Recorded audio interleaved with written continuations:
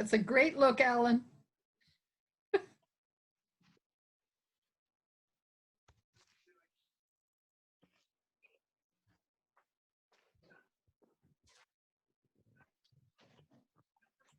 I miss you guys. I miss you, Kash. I'd like to see you personally, not just on the screen. That's his avatar.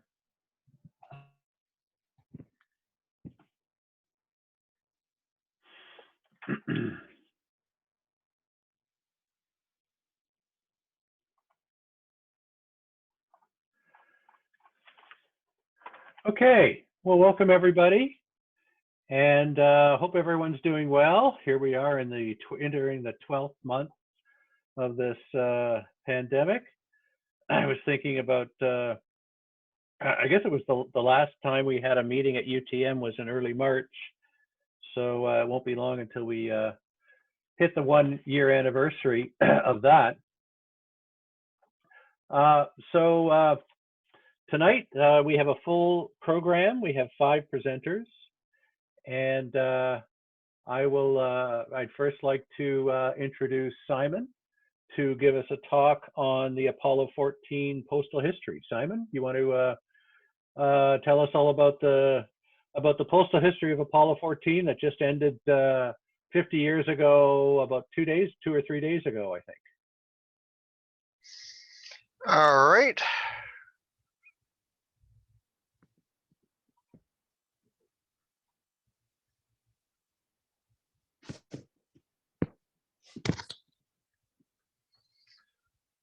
Come on.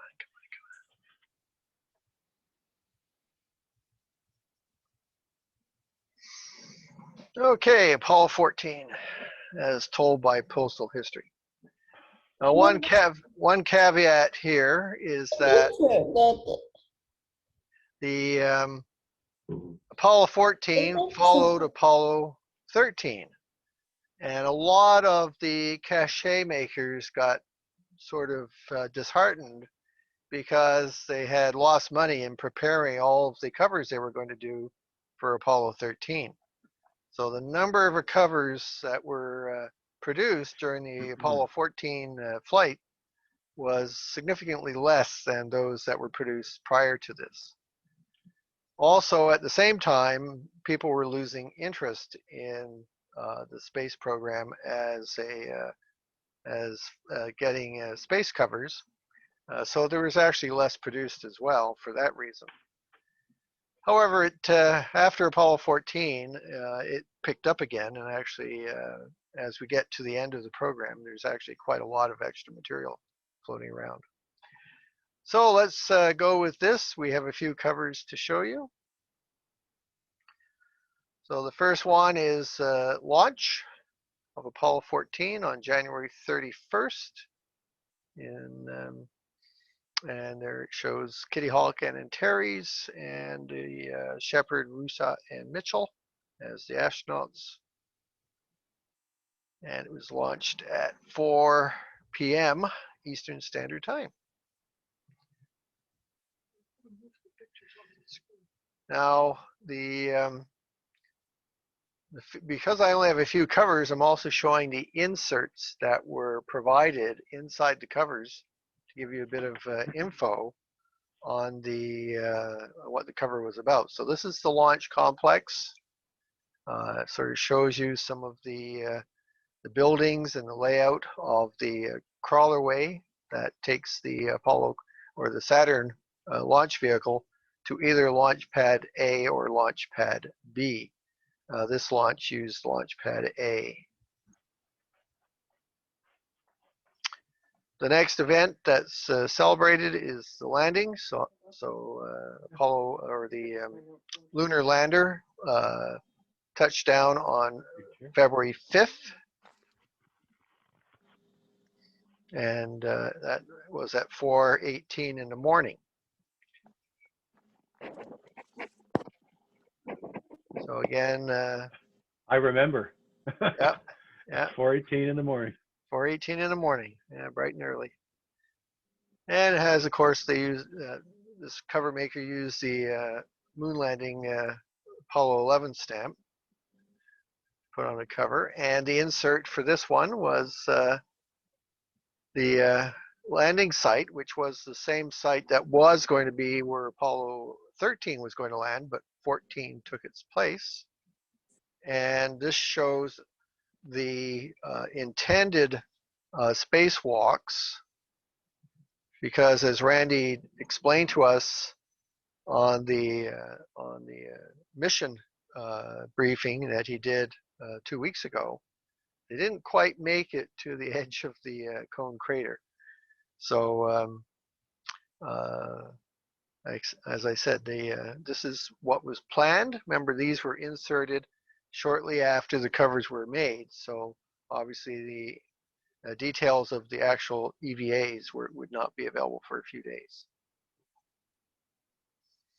Now we have some other covers, these mailed in Houston. This one is for the landing, and it's by the International Association of Space Philatelists. And we also have a Manned Space Flight Cover Society cover, the 4th Manned Lunar Landing Mission, and it has the patch, the 3 astronauts, and again, mailed in Houston on the day of the landing on the moon. And the last cover we have is Splashdown and Recovery. And I have, there's a little bit of change here, which I'll maybe ask Randy to clarify for me. You might know the answer. This shows the Apollo craft landing in the sea, and then the recover vehicle's helicopter lowering the basket to pick up the astronauts to take them onto the helicopter. What's curious is that the attachment seems to imply that they moved the Kitty Hawk with the astronauts in it and connected it to the transfer tunnel, which got them into the mobile quarantine facility, which is shown here. Randy, can you comment on that? Yeah, could you go back to the previous slide? Okay. Yeah, they did pick the astronauts up, although it's interesting that the mistake there is Antares, which was the lunar module, and that should, as you said, that should be Kitty Hawk. It should be Kitty Hawk, yes. That's a good one. Yeah, they did pick the astronauts up onto the helicopter and take them over to the aircraft carrier, and then they walked off of the helicopter, and they had masks on, I guess, to filter out their breathing or whatever. Now, if you go to the next slide, the reason that the command module Kitty Hawk was set up like that was so that the astronauts could get access to it. Oh. Because what they did is they took all the lunar samples and film out of the command module and somehow got them decontaminated.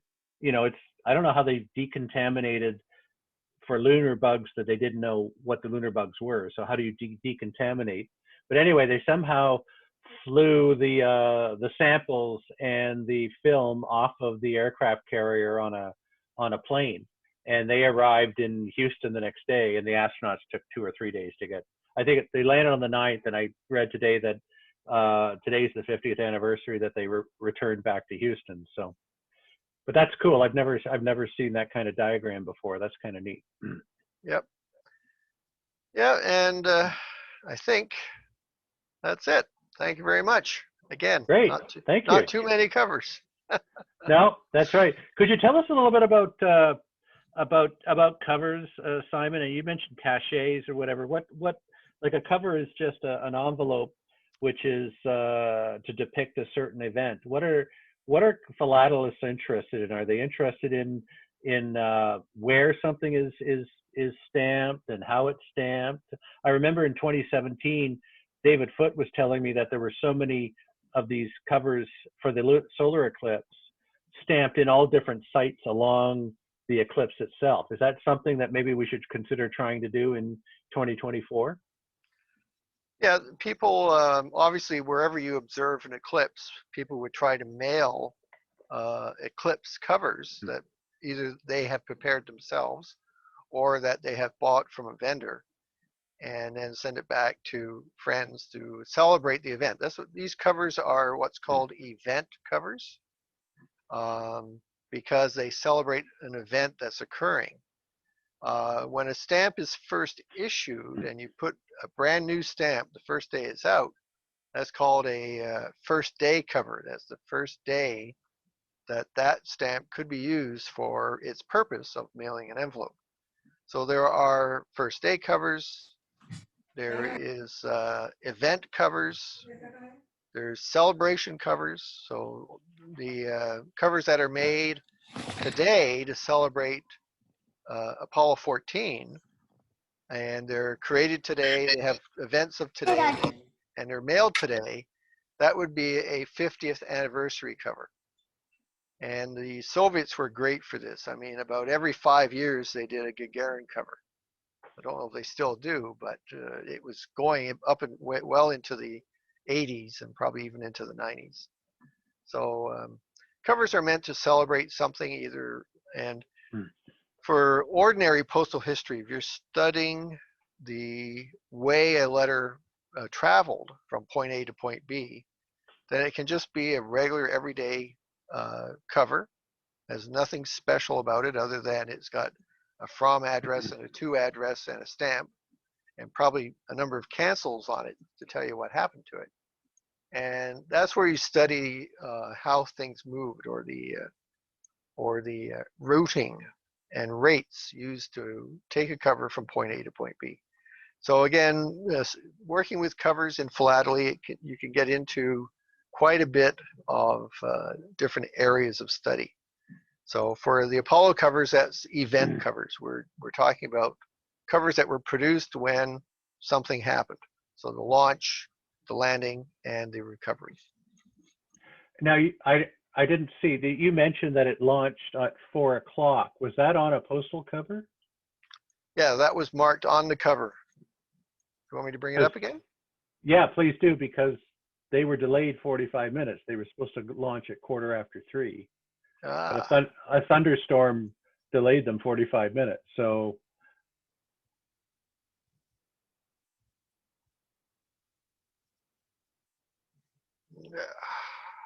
oh, you're just at the end, that's all. So the launch is there, 4:03 p.m. EST. Okay, well then that would have been printed, like that would have been, they would have reprinted that that cover. Interesting. Well, yeah, normally when a cover is made, again, because things change and can happen, a lot isn't produced in advance. So what would happen is this guy is in West Virginia, you can see here, and the cover is canceled in Cape Canaveral. So he would send a number of white covers, nothing on it, except the stamp. He would have an agent, his representative at the Cape, would then go to the post office with 200 to 300 plain white envelopes. Okay. The post office, all they would do is cancel it. And this would be in a machine. It would do those 300 covers in about 2 minutes. Yeah. Right? The agent would get the covers back, and the first thing he would do is express them up to West Virginia, and then the fellow who runs this spacecraft, I think, covers, would create artwork and then fill in the details as it is known. And then once it's complete, he would either, depending on his subscription service, he would either send the covers right away so his clients can have the cover within a couple of days of the event, or he would wait until he has the entire record of covers that he's producing and then send a package. Most people got packages, so they would get all the covers for Apollo 14 or whatever flight they were interested in. Okay. Chris had a question, Simon. Why does the cover postmarked on February 5th give the exact time to the minute on February 6th when the LEM will lift off from the moon? Were they guessing? Well, I would suspect because, remember, this would have been taken to the Cape as a plain envelope, Yeah. and then they would have canceled that and sent it back. Of course, by the time he gets it, probably on the 6th, and he's preparing the artwork and the details, he can wait a little extra until 1:48 in the afternoon when he Yeah. can fill in that data and send it off to his printer. Simon, Yeah, was same that the thing. exact time that they lifted off from the moon, 1:48? Like, is that correct? Well, I count on Randy for those details. Well, he would have just picked that up from the press kit or the pre-flight emission information. So, yeah, that was the time. So, Okay, thank you. yeah. Okay, thank you, and thank you very much, Simon. That's great, interesting. Okay, no problem. Yep. So get your Apollo 15 stuff together for July. Oh, I have 15, 16, and 17. I All have right. about 200 covers for there, so I'll get to choose a lot more. Oh, okay. Interesting. Okay. All right. Thank you. Our next speaker is John Burgener. I hope I pronounced that right, John. Pretty close. Okay. How would you pronounce it for me? Burgener. Burgener. Okay. It was one or the other. Okay. John Burgener. And interesting presentation on the consideration that fireballs associated with the Perseid meteor shower are an indication of a previous low-angle skip impact by a comet. Interesting stuff. So the floor is yours, sir. All right, well, thank you. Let's see if I can share my screen. Go with that one. Here we go. All right, is that visible to everybody? Looks Yes. good. Yep. Yep. Looks good. Okay. Well, I ran across a very interesting graphic.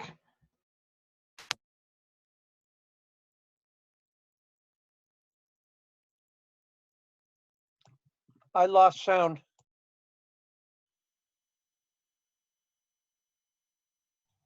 Me too. I can't hear anything.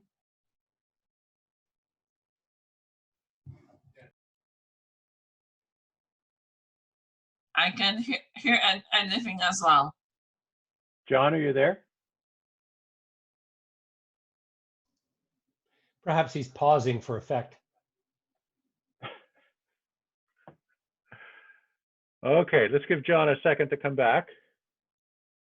Everything was going great, and then the comet hit John's computer. It didn't skip like he wanted, I guess.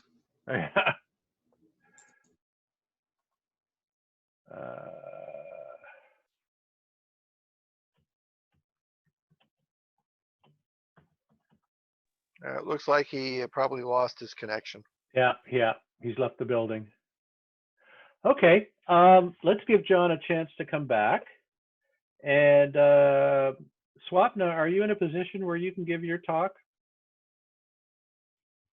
Oh, hang on, John's trying to come back. Hang on one sec. Let's give him a chance to come back in. And hey, John, are you there?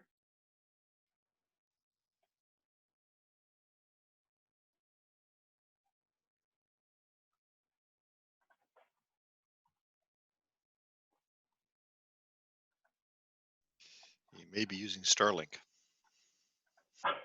Okay, this is not a political group.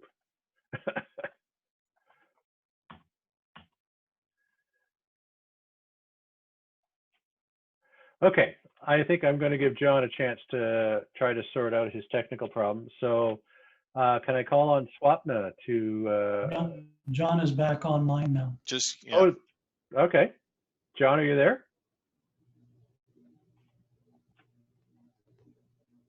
Oh.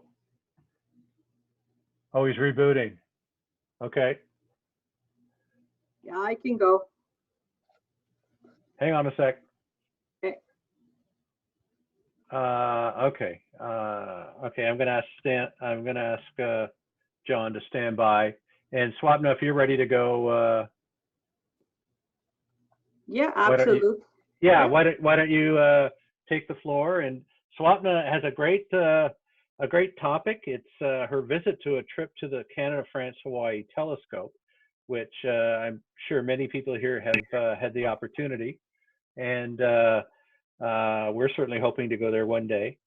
So let's take a trip to the Big Island. Okay, awesome. So can you see my screen? Yes. Awesome. Okay. So yeah, I wanted to share the our trip to the Big Island. And I have a treat at the end of my presentation, and I'm going to show some images from the Canada-France-Hawaii telescope. So let's get started. So we visited the Big Island of Hawaii back in August of 2018. As you may know, the Big Island of Hawaii is the biggest of the Hawaiian chains. And this trip holds a very special space in my heart because this is the reason why I joined the Rasmussen Saga. It's a result of this trip. The Big Island holds about 200,000 people, and it is the largest island, like I said, with 8 climate zones. The world, as an interesting fact, has about 13. What struck us about this island is the culture, and you can see the photos that we took. You know, of the Hawaiian culture. There are some statues on the beach there. Not that many yellow sand beaches, but we were able to visit Hapuna, one of the top 10 beaches in the United States, beautiful golden sand. And then we had the black sand beaches, plenty of them. And the black sand is caused by the lava hitting the beach. And that's what causes the black sand beaches. Unique site, never seen it before, first time in Hawaii, absolutely beautiful. We also got a unique opportunity to visit the lava tubes. Again, as you know, as lava flows, it leaves behind some remnants, and you can actually walk through this tube. And then for those coffee lovers in this audience, we had the opportunity to visit some coffee plants. And I don't know if you've heard of Kona coffee. Well, it comes from this area. Accounts for about 1% of all of the world's coffee, and absolutely smooth and delicious, beautiful coffee. And 1 pound of coffee is going to set you back 25 to 30 US dollars. Very expensive, but totally worth it. Of course, from a standpoint of astronomy, we also have the NASA Mars habitat on Mount Mauna Loa. We could not personally visit that area, but we were able to visit Mauna Kea, which I'll talk to you about in a second. Before we go to Mauna Kea, let's go to another volcano. So the Big Island has 5 volcanoes, 4 are dormant, 1 is active. The Kilauea volcano is active, and it has been spewing lava since 1983. In May 2018, the crater actually fell after a number of earthquakes. It was all over the news a couple of years ago. And what happened was lava started draining out of the volcano and toward the communities, destroying about 700 homes along its path. It created environmental havoc and caused a lot of respiratory issues for people around. So we were carefully watching the volcano prior to arrival. We almost canceled our visit, but we pressed on. And interestingly, about a week before we got there, the volcano went quiet. And we did a flyby, and as you can see, even though it was quiet, that is, the lava wasn't draining, you could actually see a lot of smoke rising from the volcano. And this, if you can see this path here, this dark path, that is actually caused by the lava flowing toward the Pacific Ocean. That's the Pacific Ocean. So we had this unique opportunity, once in a lifetime opportunity, to fly over a live volcano. And on the right here, you can see the lava fields being formed. And in fact, this lava flow caused the Big Island to grow a little bit more, you know, and then that's the Pacific Ocean. So absolutely lovely. The volcano went quiet, and interestingly, a couple of months ago, lava started filling the volcano again. So who knows? Let's see what happens moving forward. I wanted to also mention that we flew into Hilo in Hawaii. We flew in there from LA. We spent a few days in LA and went to Hilo. And we were starting to make our way up the island into Kona. Kona is where a lot of the warmness is, and you've got lots of beaches out there. But on the way, we had to stop in Waimea. As an astronomer, this is actually a very interesting place because this is the headquarters of the Canada-France-Hawaii telescope. The Canada-France-Hawaii telescope, this is the headquarters. The telescope itself is up on Mauna Kea with the other observatories. Again, we'll see that in a second. And this CFHT has been operational since about 1979 and is a joint research facility between Canada, France, and Hawaii, and houses about 50 people.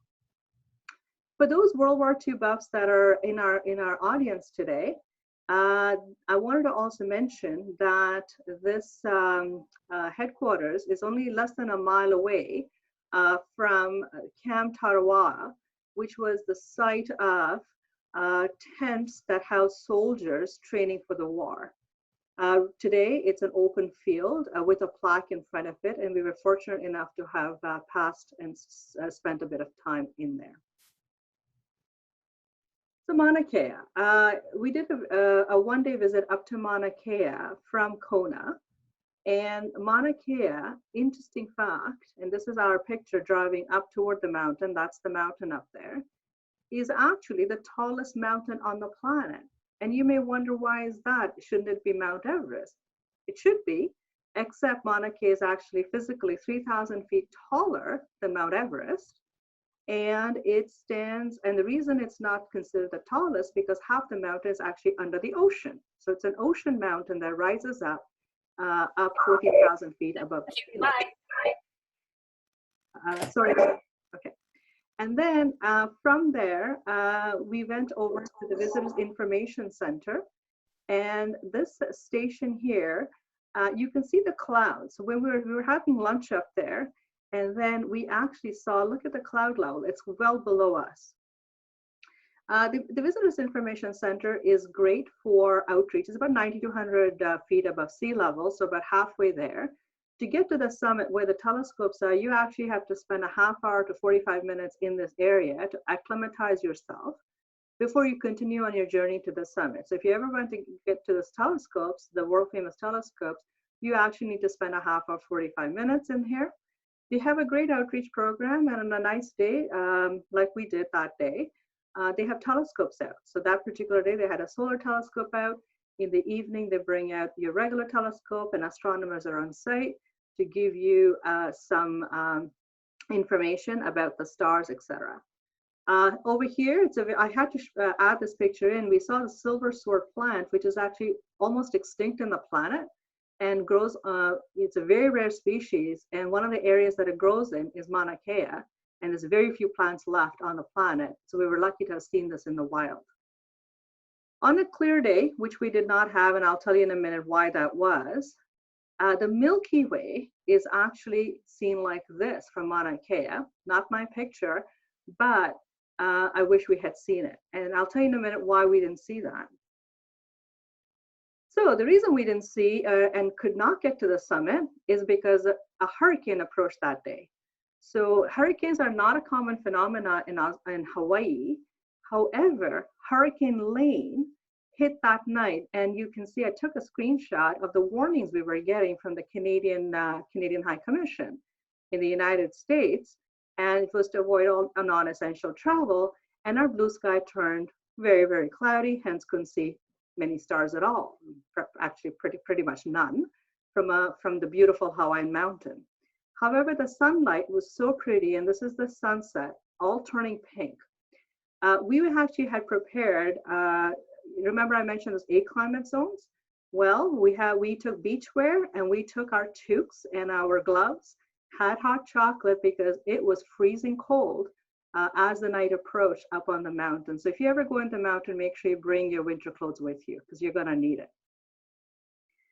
So from there, like I said, we couldn't make it to the summit. Just a little bit about the summit. So Mauna Kea Summit is one of the best locations on Earth for ground-based astronomy. It has 12 international facilities, and you may have heard of the Subaru, the 30-meter telescope, the Keck, of course, the CFHT. It also has basically the astronomy that's done from there is infrared, optical, and sub-millimeter observations are done from here. When I came back to Canada, I actually ordered a video from CFHT, and I'm about to share a clip. So about 6 to 7 minutes of this video. It's a 43-minute video, and it'll give you a sense of the mountain, what you can see from there, and more importantly, what pictures this particular telescope that you see on the right, it's our own telescope, the Canadian telescope, has taken. There's some actually phenomenal deep space pictures that this telescope's taken, and it took the filmmaker about 7 years to pull it together, this video. I am using this video with the permission of the filmmaker. I reached out to him and he has given me permission to use this video for this presentation. Before I start the video, I wanted to also let you know some very interesting and exciting news that coming to our very own speaker night in Rasmus Saga on 26th of March, we're going to be getting a guest speaker from the CFHD, Mary Beth, who's going to give us an overview and a more in-depth look at the Canadian France Hawaii telescope. So please mark it in your calendars, and we look forward to having her. I'll switch over to the video. Sit back, relax, enjoy the views.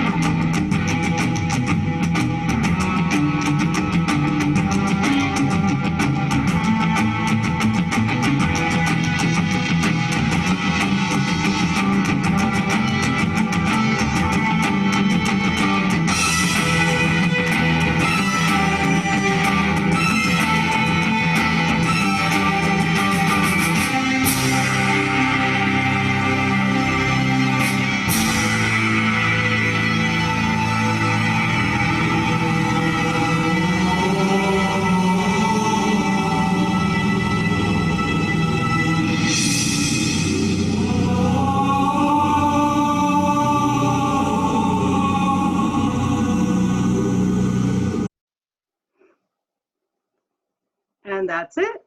I hope you enjoyed that. Thanks very much, Swapna. Any questions for Swapna? I noticed that the visitor center was named after Challenger astronaut Ellison Onizuka, so that was kind of interesting to see there. Question from Rob Neal, which I was kind of wondering, you know, the telescope's over 40 years old. Is there any need to or desire to upgrade the telescope, or have they already? Do you tell us what you know, and I can maybe add a few things. Yeah, actually, there is some work underway. I honestly don't know the details. I think that's a question for Mary Beth or yourself, Randy. When Mary Beth comes, certainly we can ask her that question. But I know there is some upgrades in the works. But go ahead, Randy, if you know. Well, I just know that the telescope has had upgrades over time, and in fact, some detector equipment provided by Canadians have gone to the telescope. But I want to thank Swapna for setting up the talk for March, helping.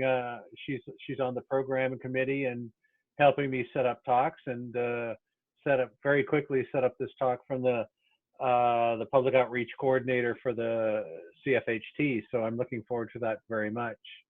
Any other questions for Swapna on that? It's someplace I think Betty and I have been wanting to go for a long time. We actually nearly went for a tour there but as many of you know, the 30-meter telescope, which is also supposed to be put on Mauna Kea and has a big Canadian content, the whole building structure and support mechanism is supposed to be built by a company out in BC, but the protests sort of prevented any tourism trips up there.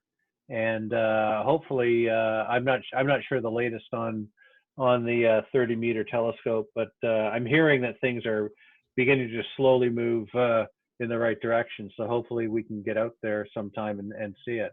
Any other questions for Swapna? This is Beulah. I have a question. Yeah. Go ahead. Okay, Swapna, you said that trip is what inspired you to join RASC. It did. So Yeah. what about Mhm. it?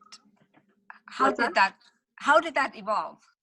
Well, how did that evolve? So I've been doing astronomy since I was 13, Mhm. on and off. I love the stars. And my dad was a big influence in me getting interested in space.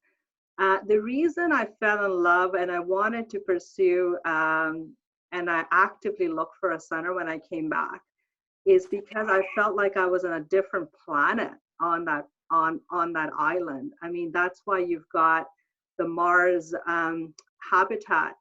When you go there, you feel like you're transported into another planet in the solar system.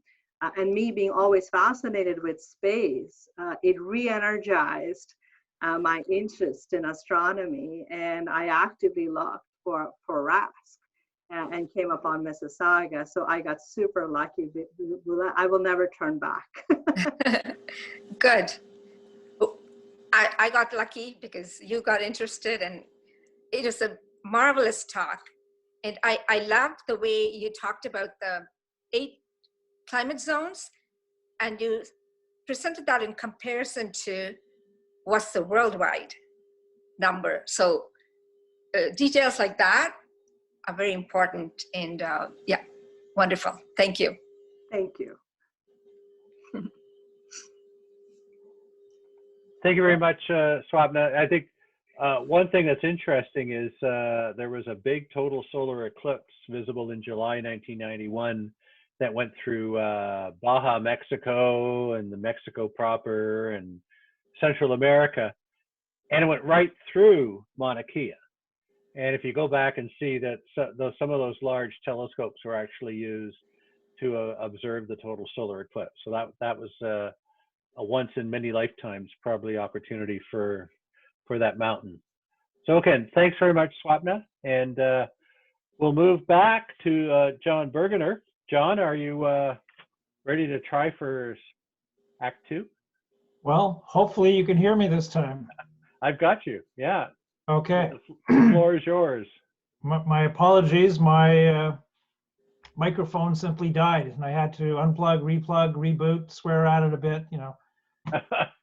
That's usually what happens when you want to make a presentation. So Apparently. let's give it another shot. So, let's see if I can find my screen to share.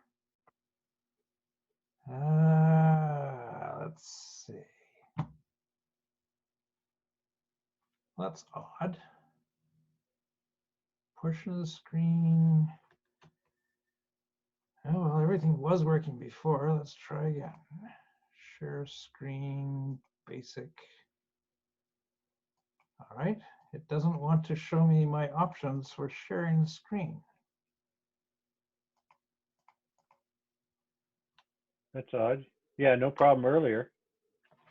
I hate computers at times in spite of the fact that I use them all the time. Yeah. Oh, there you go. That's promising. Do you see something? We see your Perseid meteor shower screen. Yep. Okay. Well, that's good. Then in that case, I'll just go to full screen mode. There you go. Okay. Are we working? Yep, you got it. Fantastic. All right. Comet impacts, my hobby, trying to show that comets have hit the world often. And some very interesting things showed up on the Perseid's meteor shower recently. So as astronomers, you all know what the Perseids are. They're debris from the comet Swift-Tuttle. And the debris trail is simply the outgassing from the comet that slowly accumulates as it travels around its orbit and creates a path of debris that follows the comet. It's well known that comets do outgas. It's forming the tail of the comet. We have some excellent photographs recently from comets actually doing the outgassing.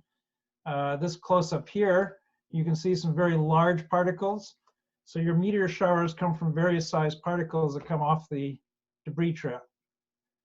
Something that I've always found challenging is understanding how you get the trail to cover the entire orbit rather than just hang around the comet itself.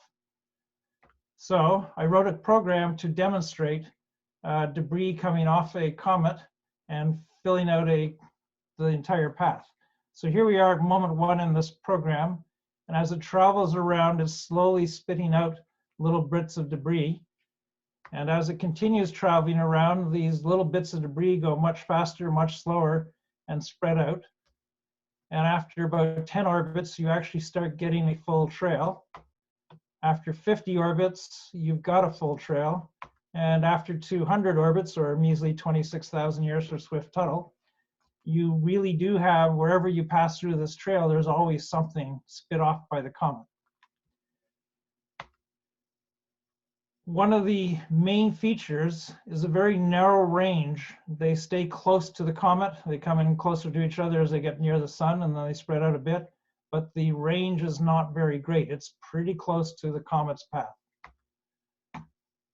The Perseids are also famous for having a lot of fireballs. Fireballs are bigger pieces off the comet, and typically big enough that you have a very strong glow that lasts for a while, and apparently, officially, if it's brighter than Venus, then it's a fireball. 2012, William Cook started plotting some of the orbits of fireballs based on what they observed and came up with this very interesting graph. And then a few days later, added a few more to it. So this is a graph of 300 fireball trails that relate to the Perseids in August of 2012. And the interesting thing about it is, of course, that they do not follow the original comet's path. This purple line here is the comet, and all these other lines is an incredible range of orbits. And when you look at that, you have to say, well, the only thing they have in common is that they pass through Earth's orbit. So that comes to the obvious rational explanation, is that they all originated from Earth, starting at the same time, which implies that they hit Earth at some point. So let's go back to my program where I created this thing that produces debris trails and create a phenomena whereby an asteroid hits a comet and causes a whole lot of debris at this point. All right, and that creates this path. The program that I've done this image with is available for you guys to play with and see yourselves. It's quite neat.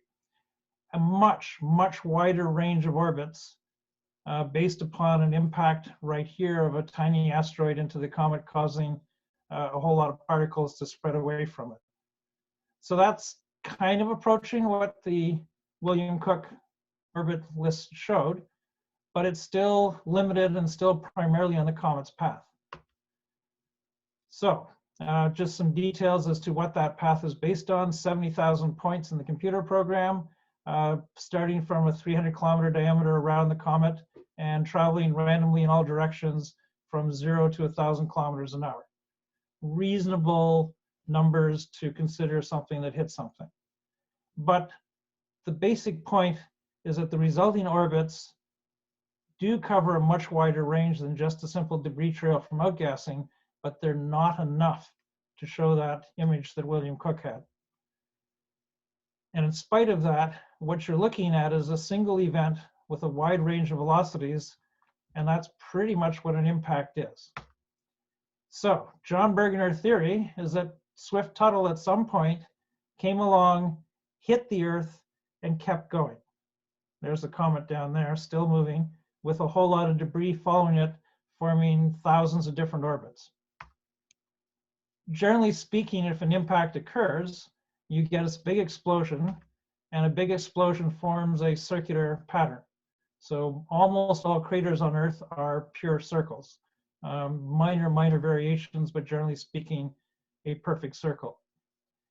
The range with which an incoming object can hit the Earth they don't always hit straight on, forming perfect circles. They often come at different angles. But oddly enough, because the circle's caused by the energy of the impact, the circle is still always usually a circle, unless the impact is at a very substantially low angle. And as you get to lower and lower angles, then the impact becomes more and more elliptical. If the angle is low enough, then the comet can skip. It hits and it bounces off and keeps going. It's very rare, but it can happen. The definition of rare, in lotteries, you can get a lotto max of 1 in 33 million chance of winning. People still buy lots of lotto max tickets because that's a good set of odds considering how much you win. The probability of a skip impact is 2%, or 1 in 50. Earth has over 200 accepted craters. We have 0 elliptical craters and 0 skip impact. We should have some.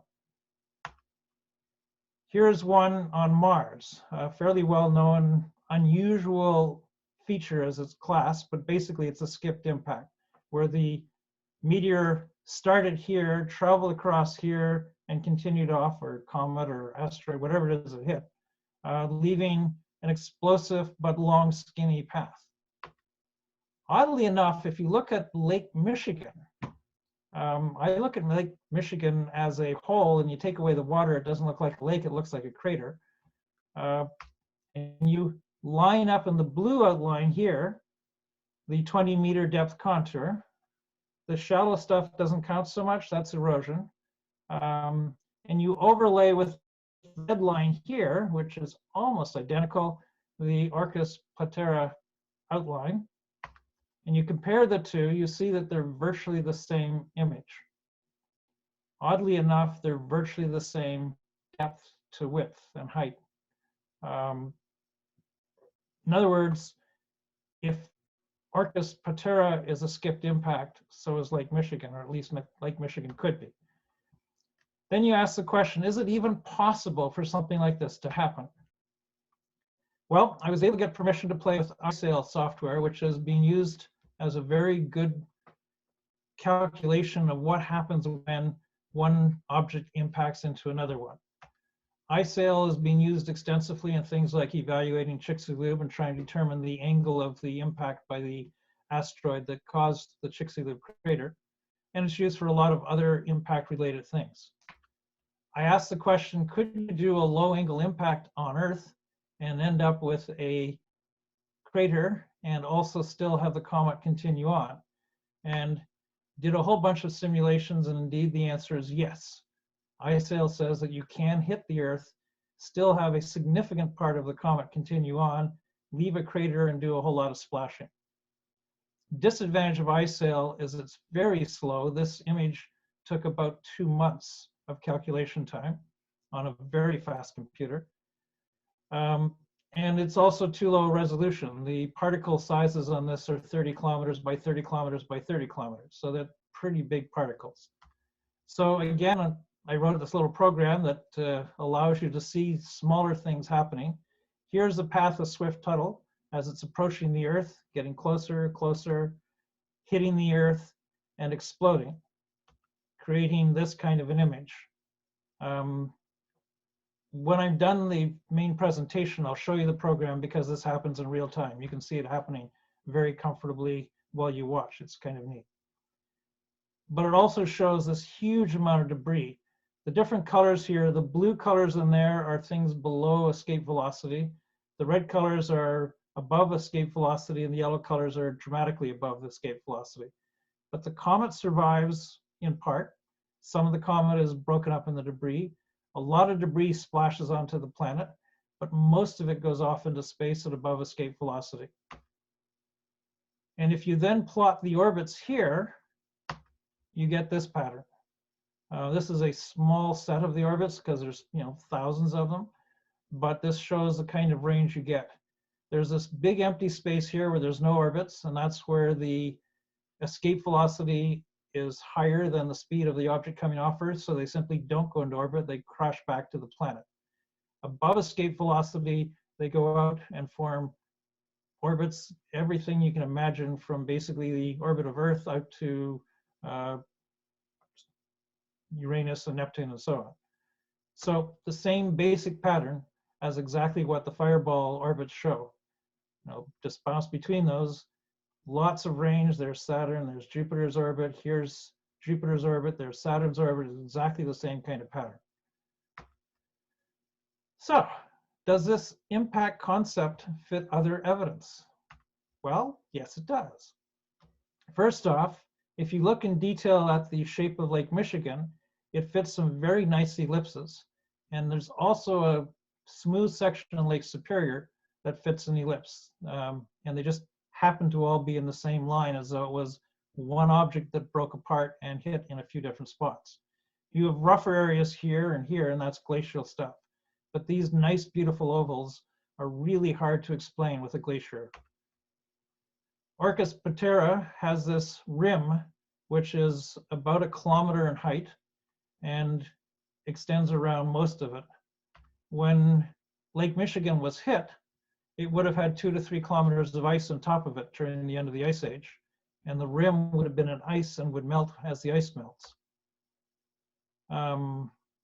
So the debris also then would largely be ice. Is there any evidence of a lot of debris landing downrange from Lake Michigan? Well, there would be quite a lot of it. Oh, well, yes, we have the Carolina Bays. The much debated, nobody knows how they occurred, and they have more than one orientation. So they didn't come from one source, they came from more than one source. But perfect ellipses, there are hundreds of thousands, possibly 1 million of them, all along the southeast coast of the United States, into northern Florida, and also some out in Arizona and places like that. If you map them, there's a few over here, and there's hundreds of thousands along here, with the best concentrations in the Carolinas. And you look at where the ellipses come from, they all aim back this way. It's been proposed that a crater occurred here, but there isn't much evidence of a crater there. On the other hand, if you look at those ellipses that I drew, all of these lines are covered by those ellipses except for this one little guy here, which kind of misses. All the rest they'll fit. So if indeed a skip crater event occurred here, it would explain the Carolina Bays. So I propose that this happened 12,700 years ago, which happens to be when the Younger Dryas event is believed to have occurred, in which there's strong evidence around the world of a comet impact at the time, and that a comet came in, skipped off, and continued, and is still in orbit around the sun as the comet Swift-Tuttle. So, and that is my main presentation, and then if I can stop sharing and go back to the computer program, I can show you some very neat videos. Let's try. Does this work? All right. So here is a comet coming from behind the Earth at a fairly low speed. You can see the speed up here is 12 kilometers a second and hitting the Earth. So that's one of the multitude of options that you can have with a comet impacting the planet. All right. And stop sharing that one and go back to show all windows. There we go. And here's the actual program itself running in real time. And if I hit F1, this red line is the path the comet is on. The green line is the gravitational influence. It changes the path and it's distracting. And there is Swift-Tuttle hitting, exploding, and continuing on here with all the debris going out there. Now, one of the fun things of this program is you can zoom in and shift your viewpoint. So any of you who wish to download the program and have fun, it's available on my website, craters.ca.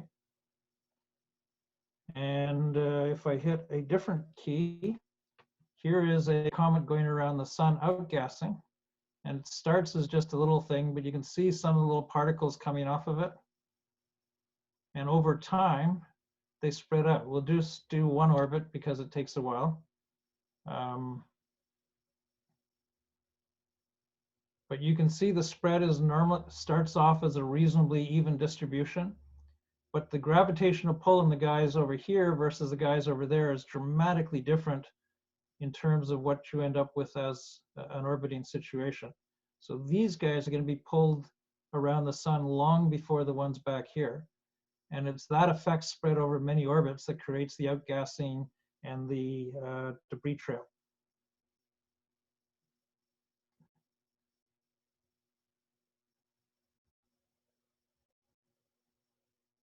So there you have a very long extended path just in the first orbit. That takes a long time. If I can stop sharing that one and go back to one of the others.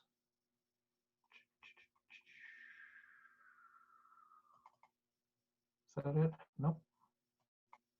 Doesn't show me what I'm sharing, so I apologize on the trying to get the right thing here. Let's try that one. There we go. Okay, we can tell you what you're sharing. Only when it actually starts sharing. Yeah. Problem is I gave myself too many things to share. The All red right. lines here are from a asteroid hitting a comet right beside the sun and then slowly spreading out. So the image I showed earlier in the presentation is after many, many hours of running it, and all these spaces fill in. But pretty much every time it goes around, you get one more of these bands forming. So give it a few more hours, and you can run the program in the background. It just goes on running. You can then get the full range of orbits. But from here to out here, you've got different orbits. So again, similar to what the William Cook list of fireball orbits shows, it's a huge range when you've got some single event that spreads out from that one point. Okay. I think that's about it. I can once again show you the Swift Tuttle. And one of the other nice things I can do is change the size. So I can make itty bitty little comets or much bigger ones, and bigger ones produce a slower, because there's more calculations involved, but dramatically more impressive looking effect when it hits. And people have asked occasionally, do these particles go in orbit? Well, yes, they do, but the orbit includes the surface of the Earth. Ones that are lower than escape velocity, the blue guys here, will go around the planet, but they invariably crash by the time they get back here or before that. So basically, the vast majority either go out to space or come back and crash onto the planet. All right. All right, thanks, John. That's what I wanted to present. It is All right. possible that we have been hit by a comet in the last few thousand years. And it's interesting thought. Yeah, no, thank you. I think there's some questions. So let's start with that. I think there Oh, there's 10 chat questions. yeah, I'm going to start. I think there's a real difference between a grazing comet impact and a surface comet impact. I wouldn't expect a surface comet impact to have any kind of nucleus continue on into any kind of orbit. Is that essentially what you're assuming? It wasn't obvious from your animations. I'm assuming that Swift Tuttle was probably 100 kilometers in diameter when it hit, and what remains of it is 30 kilometers in diameter, and that half of it or more was spread out as debris. Okay, are there any impact craters on the moon? No, none that I'm aware of. Okay, but all right. So if we were to say a 100-kilometer icy comet were to hit the Earth, then you're still thinking that a 30-kilometer remnant would continue on in more or less the same orbit, or would it be a deflected orbit? It's not deflected as much as just gravitational pull.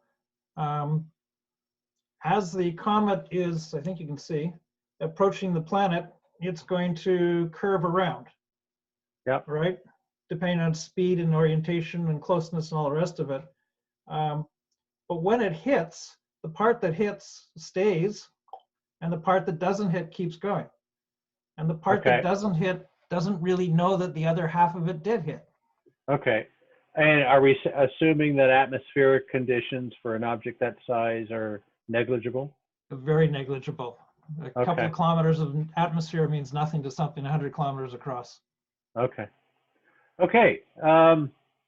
We've got some questions here. Let me just go to them. So,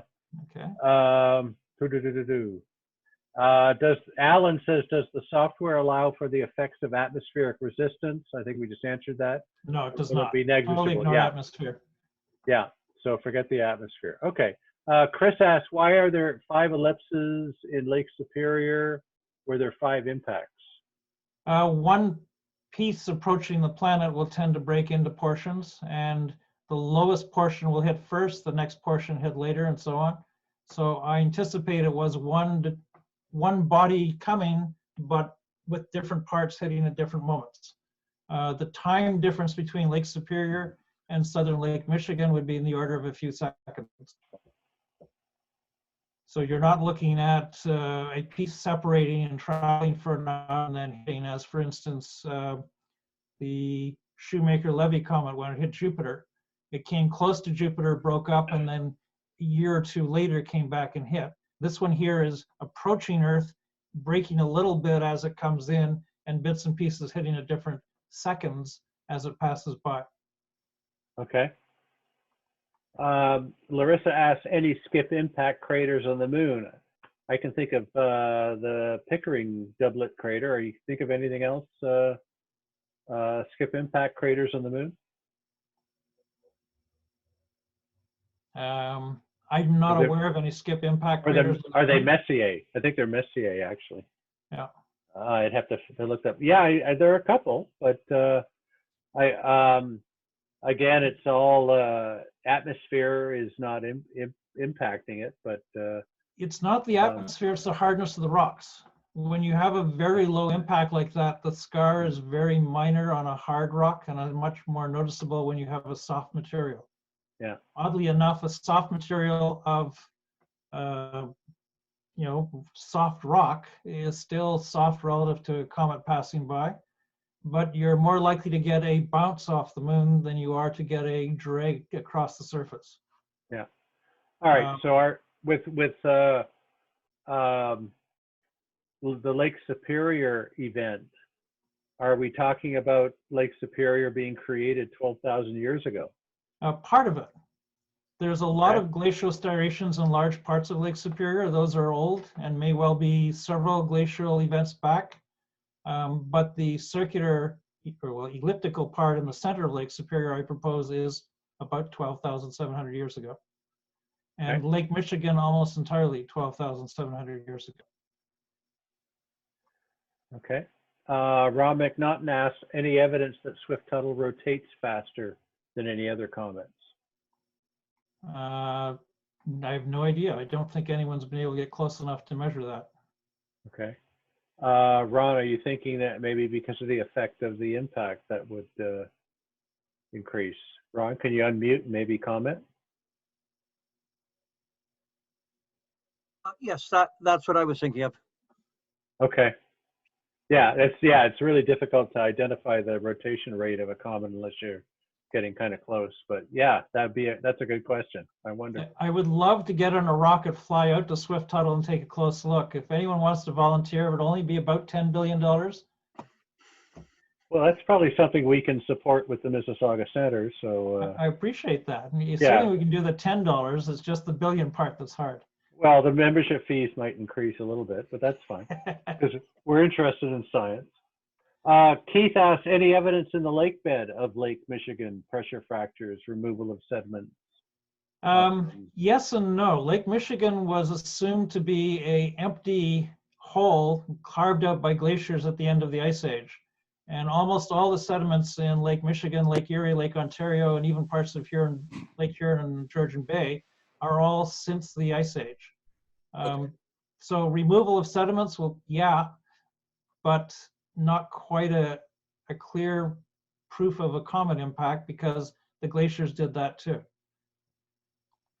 Okay. John, thank you very much for this. This is interesting, and is really fired up some questions from the audience, which is always what we like. Thanks. A That's pleasure. great. Yeah. So my website, craters.ca, has all the presentation and the computer program. You're welcome to download it and enjoy. Yeah. If you could put that in the chat, that would be awesome. All right, I can do that. Great. Thank you very much, John. Okay. And our next speaker is Betty Robinson. She's going to preview an interesting Mars event that's coming up, which is the landing of Perseverance and a little payload that it's taking. So I'm going to pass this to Betty.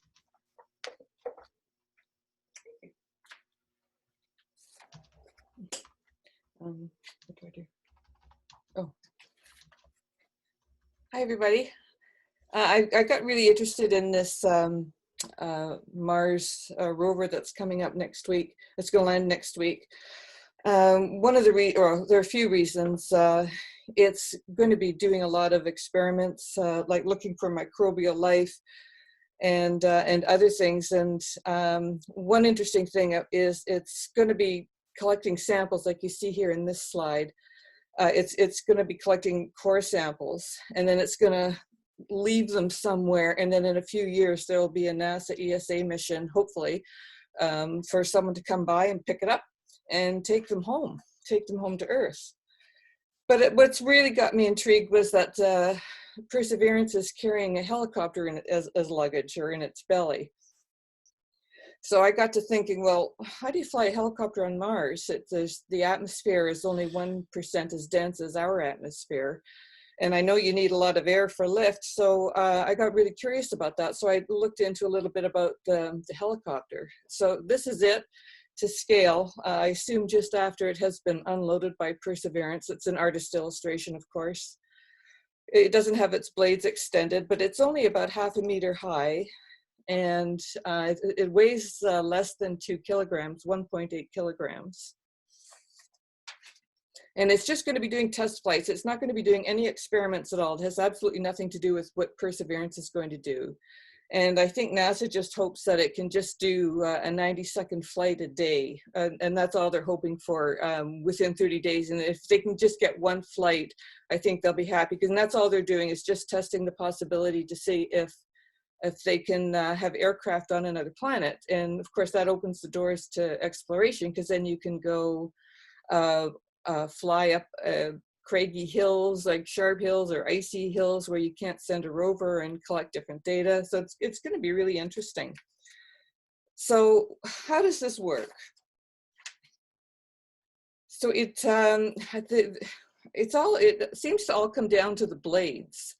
So the blades going across are from tip to tip, they're about 1.2 meters long. And there are 2 blades, and they're going to be rotating counter to each other. So one will go one way, the other will go the other way. And the reason they do that is because if you just have one going down, it's going to create a pressure, a force. And so the other one spinning the other way is going to counteract that force, so it won't be lopsided. So what's interesting about this is that the blades are going to be rotating really quickly, about 2,400 RPMs, and that apparently is about 8 times faster than what a helicopter on Earth, what those blades would turn. But they need the faster rotation to get the lift, and so they also have the blades long and paddle shaped, so that more, I'm just going to say air. I know it's not air, but just to make life easier, to collect more air to get more lift. So that's why the blades are paddle shaped, and that's why they're long. So I think, yeah, oh yeah, and they're quite rigid. They're made with a really light carbon fiber. And I think that's about all I wanted to say. I just think it's going to be really interesting, and it's really quite clever. And that's it. Can you ask for any questions? Oh, well, I don't know. I'll try and answer any questions if anybody has any.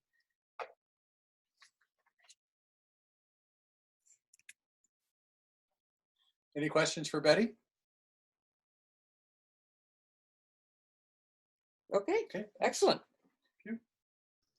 Actually, I did have a question that I typed out, but yeah, I guess you can't see it. Do they stow the blades? Like, do they fold in half? I think they get, yeah, if we go back to the, just the scale picture. It's not going to work. Oh, yeah, when I showed the scale picture, it looked like the blades were not unpacked, so I assume that they fold. Yeah, I just can't figure out how they fold, but I'll take your word for it. Yeah. I don't know. Okay. Betty? Yes? Ron here. I'm just curious how much after February 18th it will take before they get around to doing their first flight. Do you have any information on that? To the best of my knowledge, it's going to, Perseverance will unload Ingenuity. The name of the helicopter is Ingenuity.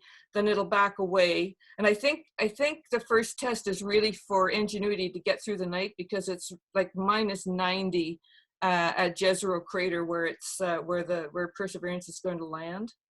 So I believe, like, it has a heater, but I think that's one of the first things they're going to do is, yeah, that's a solar panel for the battery. It's a lithium ion. Yeah, so I think the first test is to get it through the night, and then to the best of my knowledge, it'll be like as soon as possible that they'll test it. And it'll be tested from Earth via Perseverance. It's not like a drone where you can have a joystick and control it.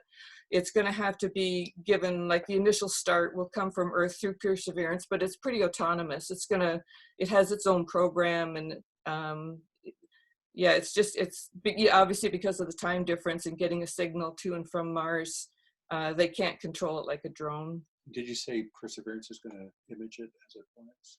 No, I didn't. Oh. Is it? I don't know. Okay. Sorry, Betty. What? Oh no! He's, Randy. He's, Well, he's making my life difficult. Well, that's my job. Yeah. What are the capabilities in terms of photography or sensing? It has 2 cameras, a black and white camera and a color camera. I don't think it has much else, because it's not supposed to be doing anything. But I imagine it has electronics to communicate and say it's in trouble or it's too cold or whatever. Well, we're pretty sure it's going to say it's too cold. Yeah. I don't like it. Female helicopter. Hey. Are there any serious questions? Yeah. Okay. Thank you. Thank you, Betty. Thanks, Betty. This is really exciting. I agree. Oh. Can't wait. Oh, man.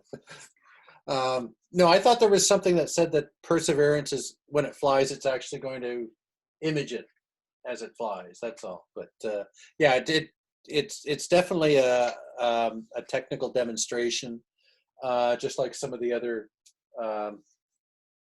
projects that it has. So, all right. Thank you very much, Betty. Our last speaker is Dennis. He's going to tell us about a visit to Gordon's Park. Dennis, are you with us? There he is. Hi, how are you? Good, how are you? Let me just get my screen as I go through this. I just wanted to give a shout out to Swapna's presentation there with her trip to Mauna Kea. We were fortunate ourselves to make that there in 2011. It was a great trip, and I'll never forget that. And I understand that the inspiration that gave you to search out and join a club, because I had a similar feeling. Anyway, I'm going to talk about Gordon's Park tonight. Perhaps some of you have been there before. It's located on Manitoulin Island, and it is a dark sky preserve. And I had never been to a dark sky preserve, so last year, when we were all hunkered down and we started coming out of this into what was some sense of normality, I thought it would be a good idea to make that trip, because you never know what the next few months were going to bring. So if you can see that. So Gordon's Park is located, as I mentioned, on Manitoulin Island, and you can see the long coordinates there. And you can make your way along the Bruce Peninsula, and you take the ferry. One way is to take the ferry from Tobermory, which is a really nice drive up there, and actually a great ferry ride. And even during the pandemic, it was quite relaxing and a nice trip per se. My original plan was to take my motorcycle up there, pack all my astronomy. I have a small setup which I can pack onto my boxes and head up there. But I decided at the last minute that I wanted to bring more equipment, and of course I can't fit that on the bike, so I decided to drive up there. The website, so if you've gone up there, you probably would have gone to this website and booked online. And last year, because the pandemic was on, it was a bit odd because they could not accommodate many visitors to the park. They were very restricted, and so when you went online to book, there was nothing available virtually. So you'd have to contact them and make special arrangements. But they were so good. Both Terry and Rita are wonderful hosts, and they did everything remotely, but they were very responsive to any inquiries you had. The site is easy to use. Even if you want to go check it out yourselves, it's laid out well, it's easy. There's lots of different types of accommodations. So when the pandemic is over, probably a good time to go. One thing for sure is because it was pandemic, there wasn't many people there at all. At some points, I felt like I was the only one in this whole park, which was kind of a strange feeling. Here's a view of a light pollution map, and you can see the dark sky preserve there. That's where it's located. So the skies, there is a tiny bit of sky glow creeping in, but by and large, it's excellent skies and some of the darkest I've ever seen, except for a trip that we did to Tahiti and Bora Bora in 2010. This is amongst some of the darkest skies I've experienced, at least in Ontario. Unfortunately, a couple of days before I was to go there, this occurred. So if you recall, last year we had the California fires, and they made their way across the continent. And yeah, 2020, what else can you do, right? So I watched the map. I had the place booked, nothing I could do. It was virtually clouded out, and literally within hours of my departure, this edge here had passed through Manitoulin, and skies were clearing. So good fortune. Trip, as I said before, you take the Chi-Chi-Mung ferry from Tobermory. They had a bit of a different process last year based on this pandemic, but it went very smooth. Everybody was cooperative. It's a beautiful ferry ride. The waters were nice. It takes a couple hours or so it's not far at all, but very pleasant. If you ever had the chance to go up there, I highly recommend it. A lot of interesting people from all over. I met some of my fellow bikers from different provinces that had ridden for many days and hours just to go up there. So if you're into lighthouses, which I am a little bit, Manitoulin is dotted with a number of different lighthouses. You can see 1, 2, 3, 4. There's at least 8 or 9 lighthouses that I saw on my brief trip up there. I was only up for a couple of days, and it was quite nice. And the good news is that you can go across the bridges and you can hike around these areas. Some of them were tied off because of the pandemic, so you couldn't go to too many spots, but it was really quite nice to see these, and they seem to be in decent shape and well maintained. So you didn't ask my question. What? One of the things that I was able to do while I was waiting for the ferry, because there was a long wait. The ferry runs were not as prevalent during the pandemic. They'd only run part service. I did do some hiking, and there was a cottage just off the edge of this picture here. And as I approached this cottage, this this person came out and told me to have a look at the tree. And so we were able to get a shot of pileated woodpecker, Woody. You know, so there's lots of wildlife on Manitoulin Island. If you just have a chance to drive around and check it out, it's quite nice.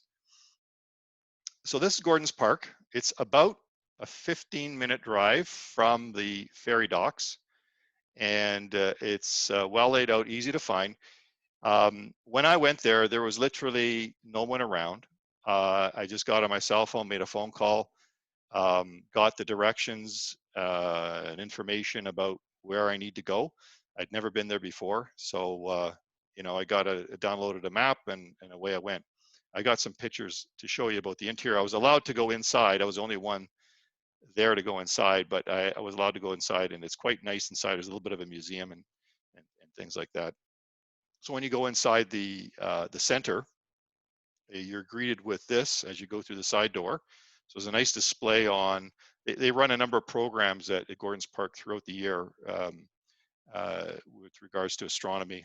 They have you know, speakers that come out and they point out the constellations and various deep sky objects. There's people there with telescopes, and they really try to take advantage of the fact they have this beautiful dark sky preserve. There's lots of wildlife, as I mentioned, fishing close by, and there's wildlife displays of all sorts in this welcome center. Different kinds of accommodations, as I mentioned earlier.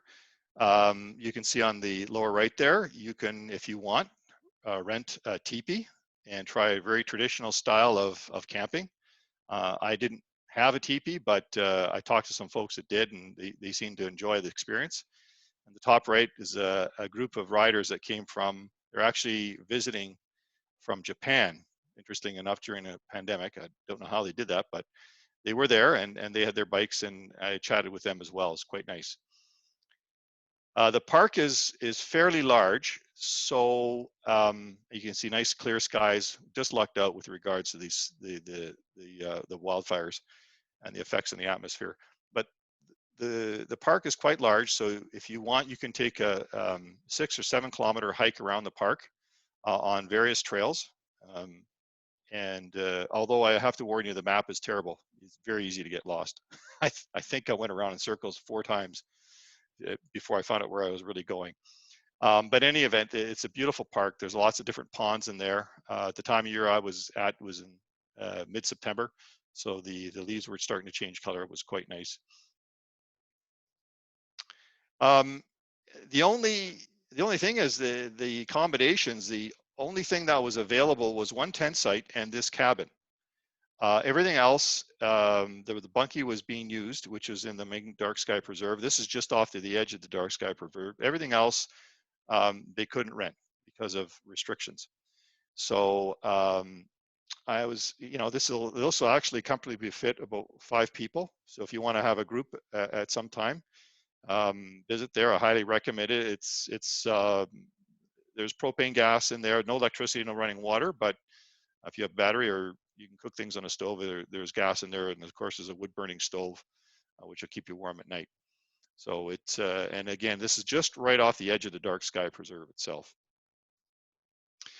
So this is the field that is part of dark sky preserve, and when you visit the preserve, they request that you fill out a form, and they're quite strict on the regulations and rules with regards to how you treat the dark sky preserve and what you can and cannot do. And you have to have it signed and witnessed and the whole bit. So there's certain guidelines there for sure. You can see in the some of my equipment there, but just behind towards the top left, you'll see a bunkie there. That is a accommodations. And sometimes you can get I don't think those were available at the time that I went up there, but that would be a good place to stay. So I had my Skyguider Pro on a 70 to 200 millimeter Canon lens with my Canon camera, DSLR, and then I brought also my 8-inch SCT for observational work. So I had a astrophotography on one setup and visual astronomy on the other. Unfortunately, the battery I brought up was a bit old and it only lasted about half the night. So I lost power partway through, and and subsequently, when I returned, I bought the biggest possible lithium battery you can imagine. It'll never happen again. So be prepared. So as the night got darker, I snapped some of these shots. Some of the shots, of course, of the Milky Way. Give you an idea of the skies. I think this was about 20 1-minute exposures with I would say this was probably about 70 millimeters. So on the lens and the DSLR. This one here of the Pleiades. So you can see a little bit of the sky glow creeping in, and that's often the horizon. If you recall the light pollution map, there were 2 patches of sky glow off in the distance, probably from the other parts of the island where there is larger populations. But by and large, very good skies. And this one here of Sadir, the region Sadir, so you get some of the nebulosity here. I think this was about 20 exposures of 30 seconds or thereabouts. So running at f4. And that's it. Okay, thank you, Dennis. Excellent. Any questions for Dennis? I've heard a lot of good things about this site, and a lot of people head up there, and really friendly people up on Manitoulin Island Way. So it's something that hopefully we can head up that way once things settle down a little bit. Dennis, how long would you plan for the trip up there? I would say I was up there for 2 days. I think 2 days is probably minimum, depending on when you go. If you get to the ferry earlier in the day and you can get there by early afternoon, then a couple of days is good. That's what I did. Booking the ferry back, you want to be careful because at least, well, right now there was very limited schedule. So, but I think during normal times, a couple of days would do it. Plus, you want to have some time to get around on the island itself. There's lots of little neat places to see. If you love nature, it's fantastic. Hiking trails, there's waterfalls, there's all kinds of different, and I've got other photographs in my library, but there's a lot of interesting history on the island as well. So you want to take that in if you can. Hey, Dennis, nice presentation. I was up there myself and did the same thing as you. I took the ferry in 2000, actually. Okay. The Sudbury Astronomy Club, which back then was separate and is now affiliated with the REIC, actually put on a star party. And I went up with my son and we spent 2 days there, and it poured rain the entire time. Just ruined everything. Do they, and since then, I think that's what gave them the idea of actually running star parties themselves there, actually, and doing that. Do they have any contingency plan now if in case the weather is crap like that? So I don't know. I was fortunate. I lucked out. Like I said, it could have been completely up on the other side if the wildfires had persisted. But yeah, no, I think there's lots to do. I think if you're going to go there and you spend a few days, there's good hiking. I mean, one of the things that is really interesting is they have a number of trails, and on these trails, they have signs on the various trees. It'll tell you what kind of tree it is, a little bit of a history of the tree, what that tree material is used for, and that's dotted all over the park. And then they talk about wildlife and things like that. So if you have children with you, it can be a very educational experience. So there's other things to do if you get rained out, but that would be a tough one because we had a guide lined up that was going to take us out on the lake, and even that had to be canceled. It was that bad. So. That's too bad. You'll have to go back, John. Oh, I do. I will. I'd like to. And maybe we'll go with some of our friends, but it's almost like you have to bring your own entertainment in case that does happen again. So. There was nothing going on in terms of programs when I went. It's just the nature of the time. But like I said, I was quiet. It was very peaceful. So Gordon's Lodge was always a nice place to stay on the island as well. We actually camped in the rain. So I think the main thing is that you Everybody's don't got to go have up. that experience. Just to make sure that you don't go up with John, and you should be fine. Yeah. That Yeah, is- there you go. Yeah. Or Swapna. Yeah, exactly. yeah, well, yeah, Yeah. yeah. Well, you know that if you go there with Swapna, there'll be a hurricane. So or Have or a they had volcano volcanoes? erupting. Yeah. yeah, or volcano. Yeah. Okay. All right. Any other questions for Dennis? Yeah, there's been a lot of talk about Manitoulin Island for star parties, and now that Sudbury is part of the RASC, they're having more programming up there, and it'd be the skies up there are amazing. So Yeah. Dennis, if I can, sort of a very short story. I'm a big fan of Manitoulin and the family. It's been our go-to place to go to for many years. And I took what for me was a nice picture, piggybacking my digital camera on my telescope, facing the south. There was a path there, and it turned out much better than I'd hoped. And the proprietors of the place we stay at, which is on Lake Manitou, which is about an hour away from Gordon's Lodge, always said, send pictures and we'll put them on our website. And so I sent him this picture and a few of the kids as well. And then, a couple months later, there was nothing there. And I contacted them, and it was out of deference to the Gordons that they wouldn't put that picture on their website because they were worried it would be seen as a way to, they were trying to pull business away from Gordon's Lodge, which is very much known as the astronomy destination on Manitoulin. So the question part of that after the story was, over Lake Manitou, and you're facing north, and what I've noticed is, looks like sky glow, but it varies from night to night. So I'm assuming it's low-level northern lights, because nobody shuts the lights off in middle current on a particular night. And I guess you probably would have noticed that from the color in your photographs, but is it possible some of that low horizon glow could have been the northern lights? I don't, I have to go back and check. I don't recall personally, myself, but it could be. I mean, I do know that in that direction, there's a couple of smaller villages. So there could be some sky glow from there, but yeah, no, Keith, I'd have to check. It could very well be.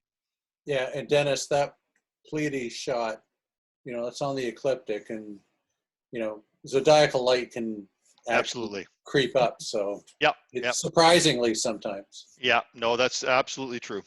And in fact, I spent some time just staring up into the sky, and I'm pretty sure at some point I did visualize it. So cool. Anyways. Excellent. Yeah. Thank you very much. You're welcome. All right. Clap, clap, clap, everyone. Silent clap or visual claps. All right. Well, thanks, everybody, for another excellent meeting of the Mississauga Center. So I really like the way our Potpourri meetings are coming. The fact that there are a lot of presentations, various presentations, but also it's just an opportunity for us to keep connected and ask questions and see how everyone's doing. And so let's keep this up. We have another Potpourri in a month from now, so maybe think about a presentation you might like to give. A short presentation on a topic of something that's near and dear to your heart, or something you find interesting. Our next meeting is 2 weeks tonight. It's our annual general meeting. So I look forward to everyone attending that, and it'll give the council a chance to talk about 2020, the results of our activities, financial report. Obviously a very unique year in the history of the Mississauga Center, and certainly the society. But also I hope to have a short presentation as well to kick the meeting off. But there is the need to have a quorum of 20 people, and I'm seeing that we have 40 people tonight, so that shouldn't be a problem. Not too worried about that. But it'll also be an opportunity for us to connect again and talk about last year, and maybe even start to discuss what plans are for the group this year. We're trying to plan our program for the year, and the one thing we're trying to do is guesstimate when we can possibly get back at UTM, and I certainly don't think it'll be before Labor Day, and I would put even money on it not being during the calendar year. So you know, we're interested in hearing what suggestions you have for programming, speaker programming for the rest of the year. But you know, Swapna has helped a lot in helping me with some potential topics for the year. And fortunately, we've got a lot of sources of information, but already we're looking at filling out the rest of the spring and winter and spring program with various topics. But certainly input from you as to what kinds of things you'd like to see would certainly help us. Before I close tonight, are there any comments, questions from anybody? A lot of great comments in the chat. Somebody doesn't want to talk about Northern Lights. Okay, we don't have to talk about Northern Lights. But there's certainly a lot of things we'll talk about. So we'll get the thing down on Mars in the next week or so. What's this thing that the screen doesn't have there? What's that?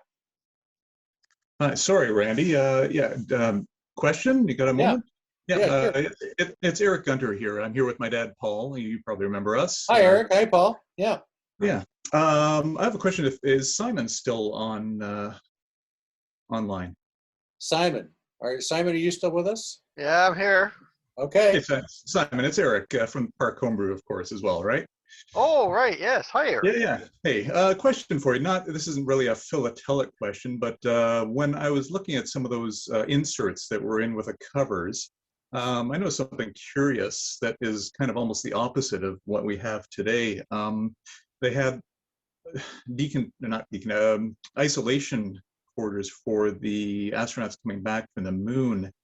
You'd think by Apollo 14 times that they would have figured out that there wasn't too much on the moon to be worried about. I'm just curious, you know, how long did that go on? Maybe, I guess your future presentations might answer that, but I mean, when we send things to Mars, we're worried about the opposite now, correct? So I don't know if you or if anyone has comments on that, but I just find that curious that, you know, they were worried about moon bugs by Apollo 14.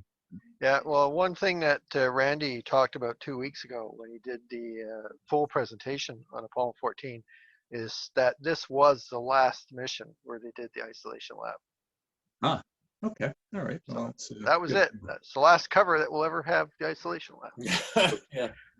So 1971, that's when they finally figured it out. Yeah, okay, thank you. But it's a good question about us contaminating Mars. If we're looking for life on Mars, if we don't contaminate what we send to Mars, then are we just not going to discover Earth-like life forms on Mars? That's a big concern. Hey, Keith. Hey, Lukash, you're with us. What's up, Randy?